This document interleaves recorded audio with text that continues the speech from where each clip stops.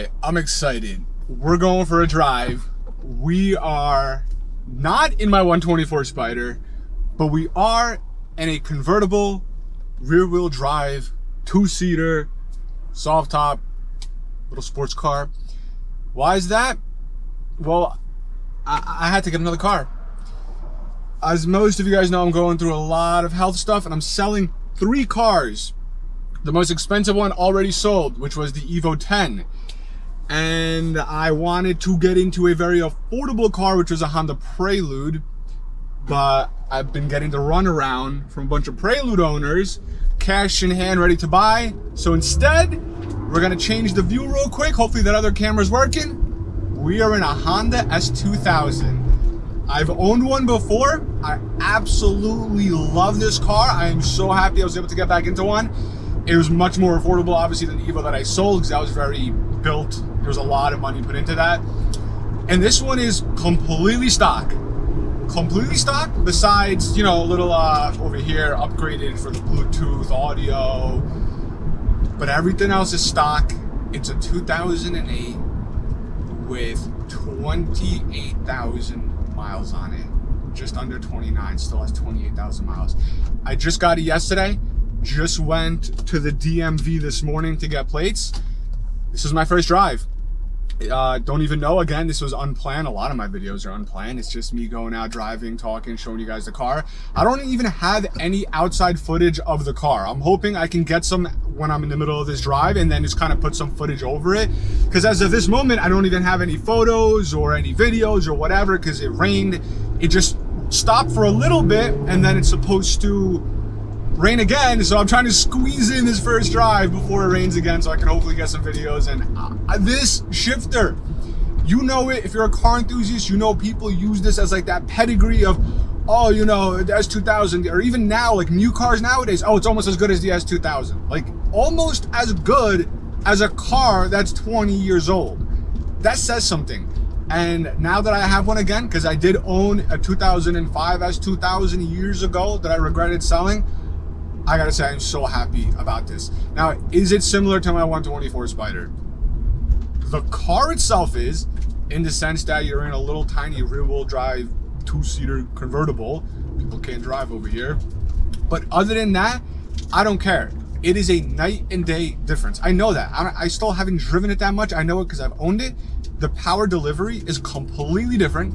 You have a car that revs to, this is the AP2, so you have a car that revs to 8,000 RPM. It makes power all the way to redline. That beautiful VTEC engine that we all love, at least me. At heart, I'm a JDM fanboy.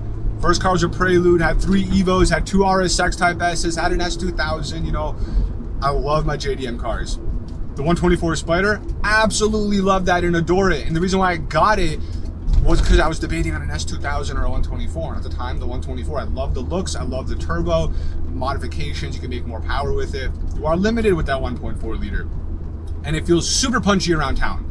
This is a 2.2 liter naturally aspirated. It doesn't make a ton of power, but it comes on completely different. Where the 124, you have that, like I said, punchy mid-range. Now with the upgraded turbo, it makes power up top. This one, instead, you don't have a lot down low. You really got to ring it out, but I enjoy that. It's a completely different power delivery. And as of right now, I don't plan on going crazy. I know people don't think of an S2000 as a daily driver, but that's kind of why I bought this. A car that I can daily drive and not have to worry too much about.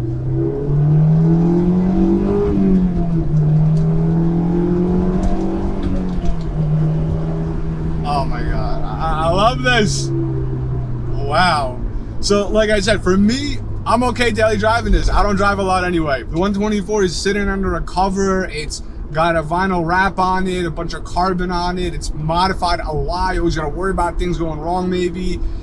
You know, I don't wanna ruin all the carbon in the wrap. This car, low mileage, clean, mechanically clean condition, no accidents or anything. It does have some minor little rock chips here and there, but I was okay with that. I wanted what was important to me, like the mechanical aspect, to be good. The fact that it's got a couple little dings on the side of the door and rock chips, that's great, because I can leave it outside and not worry about it and use this as the daily, basically, which is what I want to do. And this shifter just feels amazing. Turn the AC off, we don't need that. There it is. Wow. That was not even red line, but it picks up so nicely. I know like the cliche, oh, VTEC, but seriously, I heard it kick in a little above 6, but after that, closer to like 7, it just keeps going and going and going, and it pulls so hard. And down low, I know people say it's not torquey, but when you come from a 1.4 liter with a turbo, like yes, the 124 Spider has more torque, but this has more response. Because remember, we're going from a 1.4 liter with a turbo. So then initial response is lacking because you're working with a 1.4 before you're in boost versus a 2.2 liter from the get-go. So when you're just giving a throttle, this thing starts going. Like, no, it's not torquey. I had a C7 Corvette. You know what I'm saying? Like, I know what torque is. It's not a torque monster, but the AP2s have a little more torque than the AP1s. And again, having the 1.4 liter multi-air turbo and the 500 Abarth and the 124 Spider Abarth, it's different. It's different. This is more linear, gradual, continuous. And I'm okay with that. It's a totally different driving experience. I feel like home in this. I don't know if I said that already. It's obviously because it's very similar to the 124, but also because I've owned an S2000 already. And like I said, I don't plan on going too crazy with modifications right now. I need to focus on health and business, but I do want to in the future, most likely, actually let's make a right here. Most likely in the future, this is gonna be a car that I plan on keeping long term, and I could see myself in the future doing more power. Well, when it comes to this, more power is forced induction, because you can't make too much naturally aspirated. I might go to supercharger route, we'll see. We're gonna just take this curve real quick. I'll be quiet and we'll do a little third gear pull starting at about 4,000 RPM.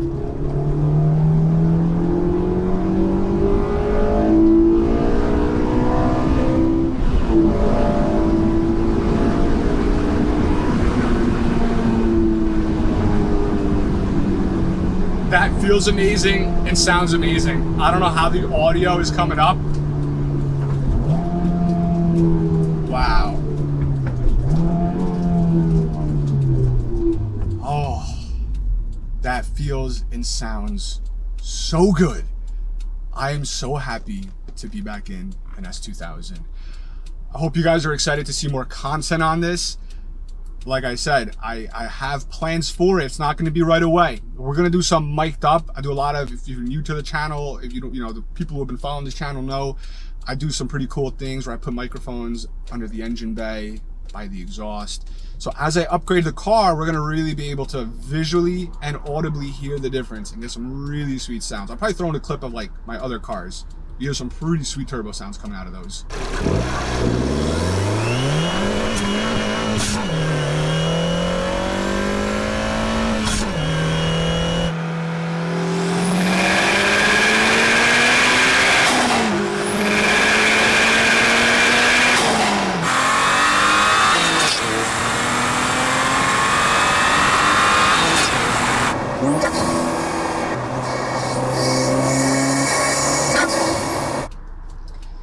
So, like I was saying, if you're excited to see some more S2000 content and you're new to the channel, then definitely consider subscribing. Check out drivendistrict.com for some merch, performance parts, and then check out my other videos. We got the 124 Spider, very similar to this. We're about to make a left here. We'll do another little pull, maybe a second to fourth gear pull, and then we're probably gonna end it. This is just an introduction to the car. I'll probably hit up a little spot, do some B-roll footage that I probably would have already thrown into the mix as I'm talking. I gotta say, the road noise is pretty loud on this. That I will say.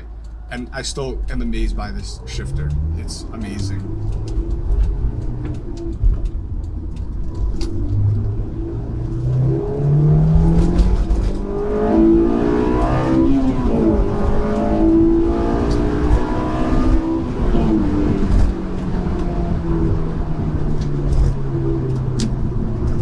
We have to have a Honda Accord cut us off real quick in the left lane. This feels so nice. It's got pickup down low. I don't care what people say. It depends what car you drive. You know, you come from a V8 or a V6, yeah, you come from a 1.4 liter 4-cylinder, then this has some decent low-end grunt to it for what it is. The thing don't weigh much. I think the curb weight people say is about 2,800. And, you know, it's like I said, the 2.2 liter AP2s have, you sacrifice that extra 1,000 RPM for a little more torque. But I think in the long term, I'm going to enjoy it. And I'm excited to eventually get more power out of it and just visuals. But right now I think I'm gonna focus on just enjoying it as is, do some minor visuals, probably get some wheels, some coilovers, eventually do a little bit of aesthetics to it, minor aesthetic stuff to it. I got some ideas already, and then in due time some performance stuff. The first two things I'm probably gonna do performance wise is gonna be an exhaust. I'm eyeing the NVIDIA Q300. And then I'm probably gonna put a Vibrant, what is it called, ultra quiet resonator in place of the NVIDIA resonator. Kind of go a little custom with it. I think that's gonna give me the tone that I want after hearing some sound clips. Intake, my old S2000 was almost completely stock. The only thing I did to it was the K&N, but I don't want something that's gonna sacrifice power. It gets pretty hot over here in Jersey, so I might go with the AFE one this time. It's more of like an enclosed unit. And other than that, you know, eventually probably the Burke High Flow Cats, because the NVIDIA's a 2.75 inch. Go full 2.75 inch for now. And then down the road, we'll go heavy. Right now, it's just amplifying the sound, which amplifies the driving experience, and then go crazy a little bit down the road. Let's do another little pull, probably downshift into second in a bit. Do a quick little pull.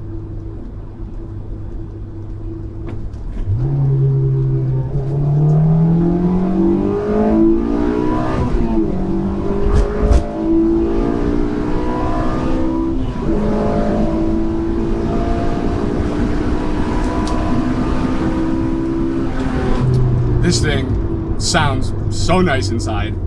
It's that high revving aspect of this engine, it's literally like you feel tingly, like it's so unique. And since I've owned one, I just miss it. It's amazing. It's such a unique car. Honestly, I think it was way ahead of its time. Both the interior, it's so driver focused and I love it. It's got the old school push to start. You got to put the key in, put an accessory mode. You got to hold it. It's still nice. I love the classic tack that everyone knows about. And the outside, timeless. This thing is timeless. It is over 20, we got squeaky seats over here. It is over 20 years old, and this thing, to me, personal preference, and I'm sure a lot of people would agree, to this day, it looks like it could have came out a lot more recently than 20 years ago. And it just looks really nice. A lot of cars nowadays, they get dated quick. This thing, to me, is timeless. It looks beautiful now, it looked beautiful when it came out, and it's gonna look beautiful another 20 years from now. With that said, I think we're gonna end this video. Hopefully you guys enjoyed this. Drop a comment, let me know what you think about the car. If you have any ideas, if you are an S2000 owner, enthusiast already, you came to the channel, be sure to subscribe if you wanna see more. And again, check out Driven District for some merch, performance parts, and I'll catch you guys in the next video. Thanks a lot.